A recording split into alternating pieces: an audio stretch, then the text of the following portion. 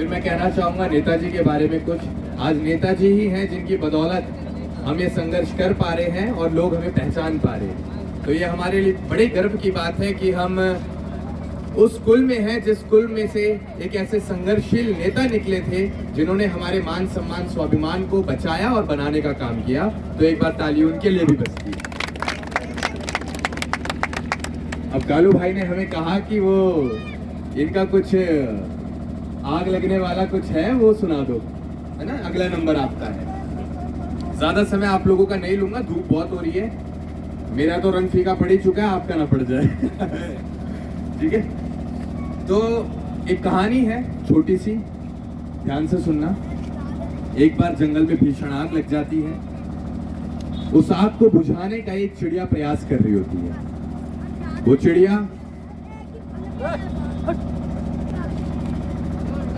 वो चिड़िया तालाब की तरफ जाती है, एक बूंद पानी अपनी चोंच में भरती है और दूर जहां भीषण आग लगी होती है वहां वो उस बूंद पानी को डालने का काम करती है। इतने अथक प्रयास करने के बाद सुबह से शाम हो गई। किसी जानवर ने उस चिड़िया को रोका और उससे पूछा कि तुम ये जो अथक प्रयास कर रही हो, एक एक बूंद तुम अपनी चोंच में पानी भरती हो और उस पानी को तुम आग के ऊपर डालने का काम करती हो, तो इससे क्या हो जाएगा? तो चिड़िया ने कितना खूबसूरत जवाब दिया कि भविष्य में जब इस बात पर चर्चा होगी कि जंगल में भीषण आग लगी थी, तो मुझ जैसी छोटी सी मामूली सी चिड़िया का नाम उस जलती आग को देखकर बुझाने वालों के नाम में आएगा, ना कि उस जलती आग को देखकर तमाशा देखने वालों।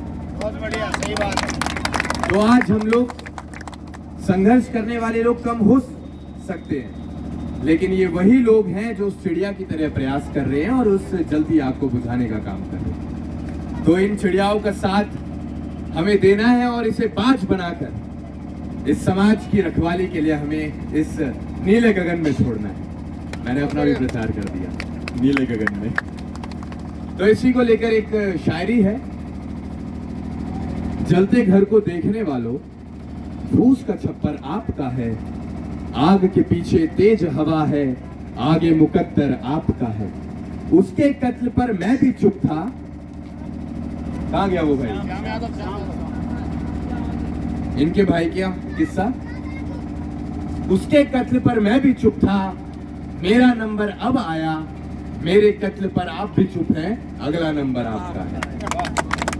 तो इस नंबर को अगर हमें कटवाना है तो इसका एकमात्र ही सॉल्यूशन है, वो है संगठित रहना। जैसा कि हमसे पूर्व में कालू भाई जी ने बताया कि हम लोग अलग अलग राजनीतिक विचारधाराओं में बटे हुए लोग, कोई समाजवादी पार्टी में है, कोई भाजपा में है, कोई कांग्रेस में है, कोई आम आदमी पार्टी में है। अलग अलग राजनीतिक विचारधाराओं के झंडों के नीचे हम हैं। लेकिन मैं आपसे सिर्फ इतना कहना चाहूंगा, जहां भी आप इस पीताम्बरी को देखें, वहां अपनी राजनीतिक विचारधाराओं को, अपने राजनीतिक झंडों को अपने घर में छोड़कर इस झंडे की लाज रखने के लिए आप अपने घर की दहलीजों को लांगे और इस समाज के मान सम्मान स्वाभिमान के लिए आप लोग लड़ने के लिए जरूर आए।